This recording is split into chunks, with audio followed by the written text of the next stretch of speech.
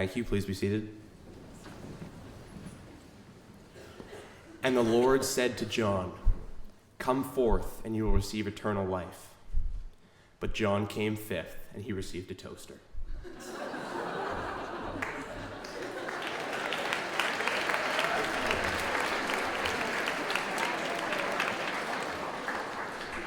Thanks, Roberto, for leading off the clapping there. He was a little nervous about that. The Rev is winging his way as I speak to Nepal. He's going to see Junu's school and do some walking in the hills of Nepal. So you've got me for Monday and Thursday's chapel services. We're going to start with a hearty and strong rendition of Strathcona's hymn, number 10, Be Thou My Vision.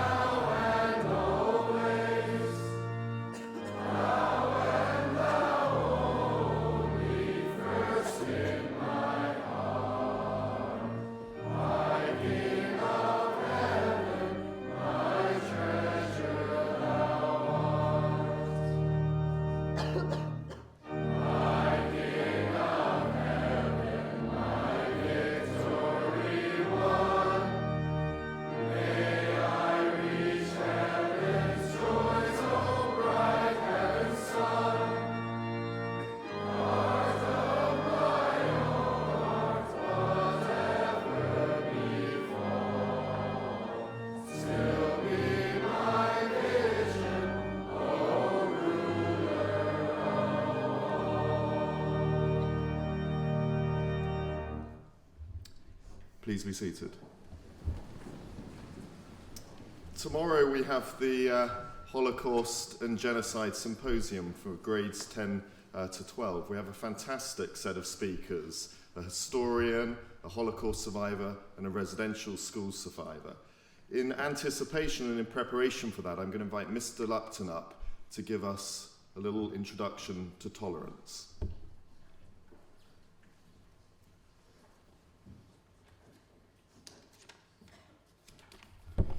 I think this is the first Monday chapel I've ever experienced, so this is a great time to really be addressing everyone. It's the perfect moment, really.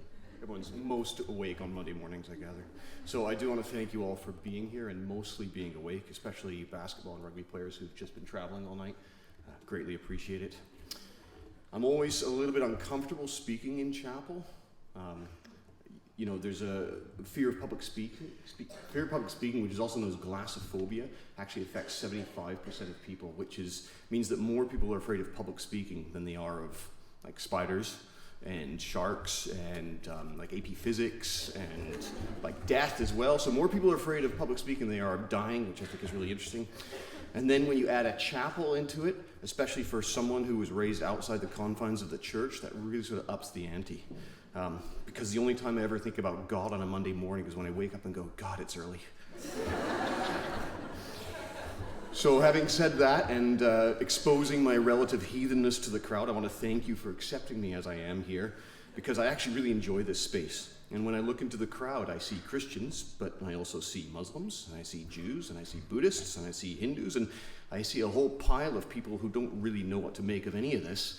And that's kind of cool. Like, it's fine, because no one cares, and if they do care, they shouldn't. So it's fine.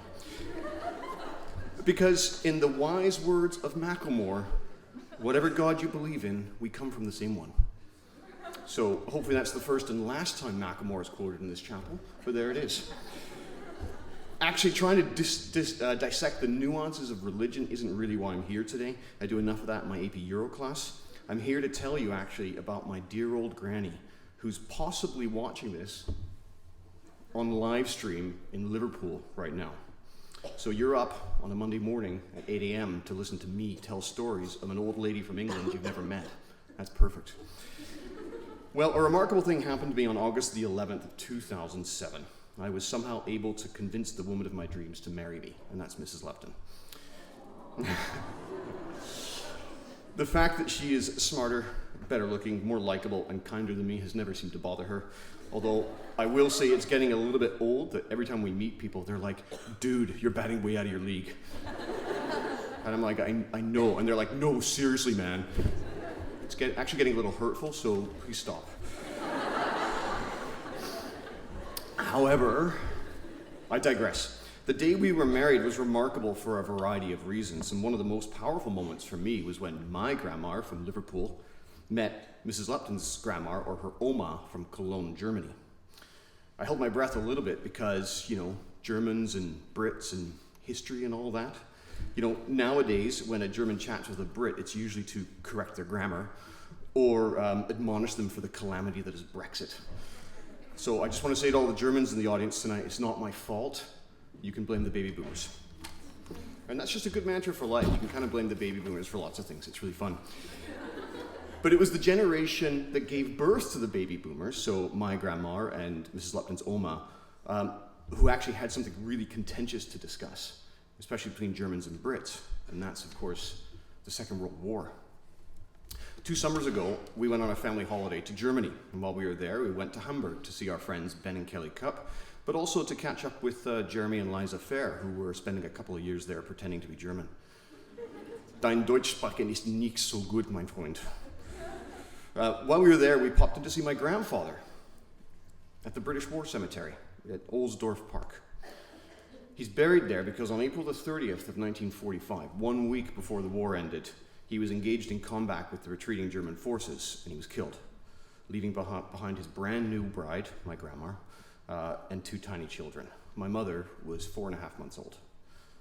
Half a world away at nearly exactly the same time, Mrs. Lepton's Oma was suffering a loss of her own.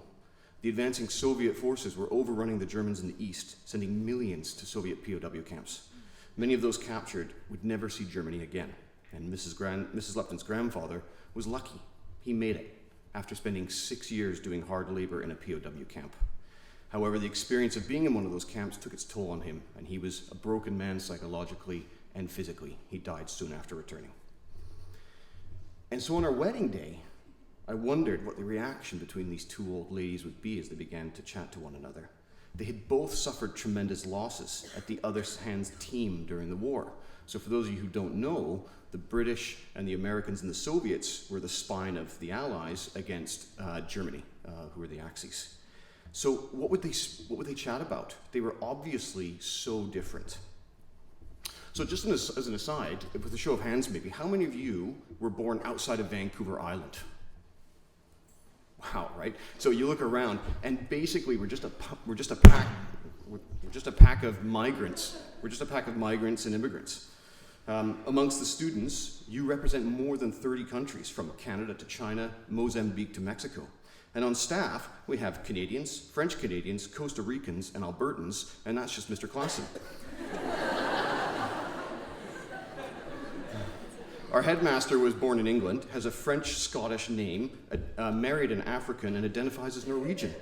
We have Scots, we have French, Chinese, Colombians, South Africans, Aussies, Americans, and if students are to be believed, 1 or 2 Neanderthals on staff. Not true. Mr. CB is so diverse, he can't even decide what accent to use most days.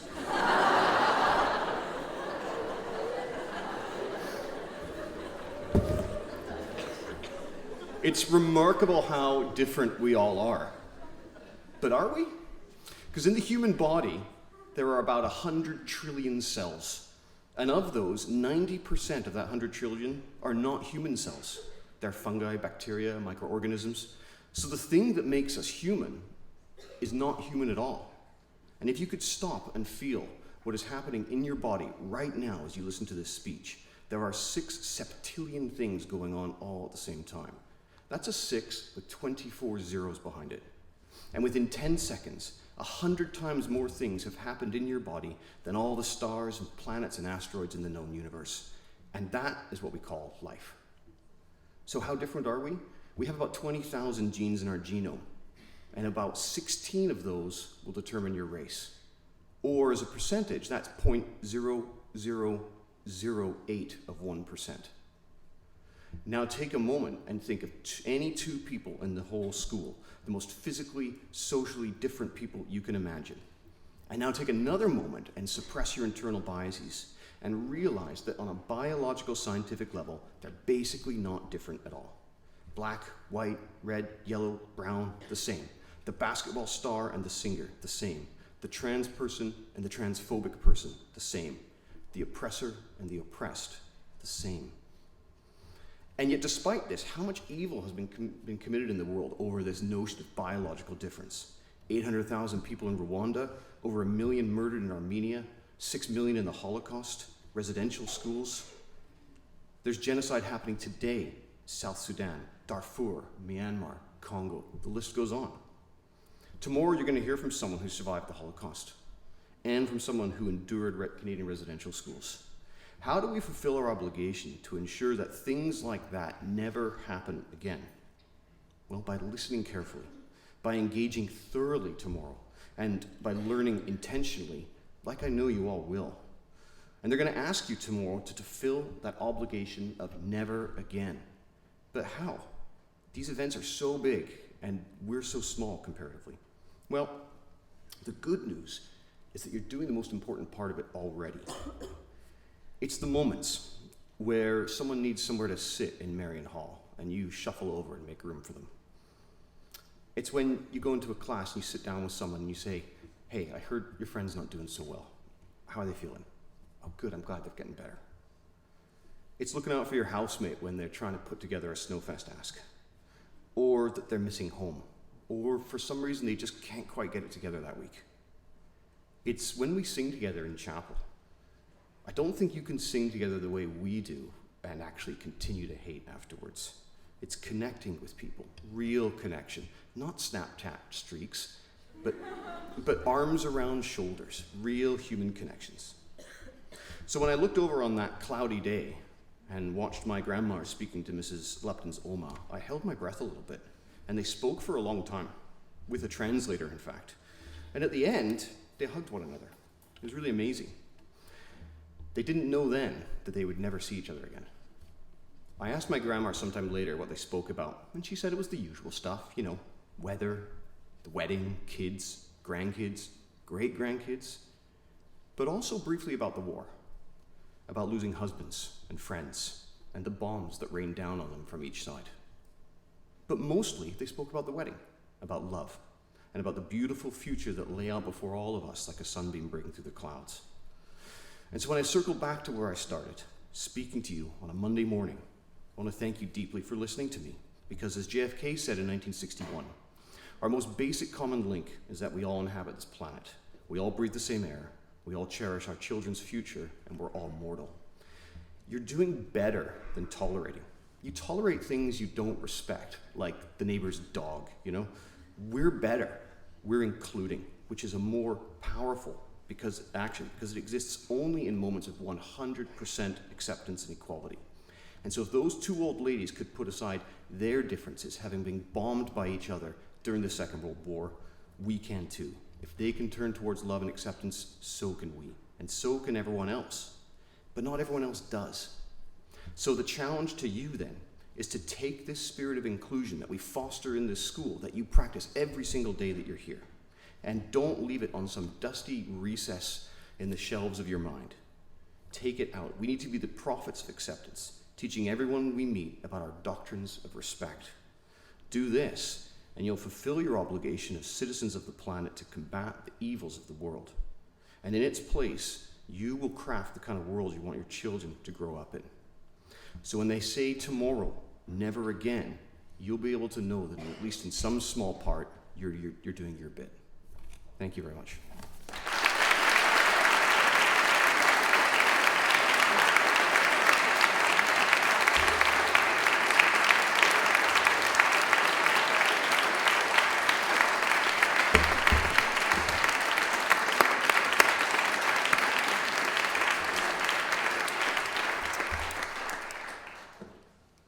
Thanks, Mr. Lupton, for that humorous, playful, fascinating historical and personal insight into diversity, inclusion, respect and tolerance. I've chosen the next hymn really because of the special significance of two lines in it which really speak to our community. They are, "Be thou my dignity, thou my delight, thou my soul's shelter, thou my high tower." Please turn to hymn number 17, "Dear Lord and Father of Mankind."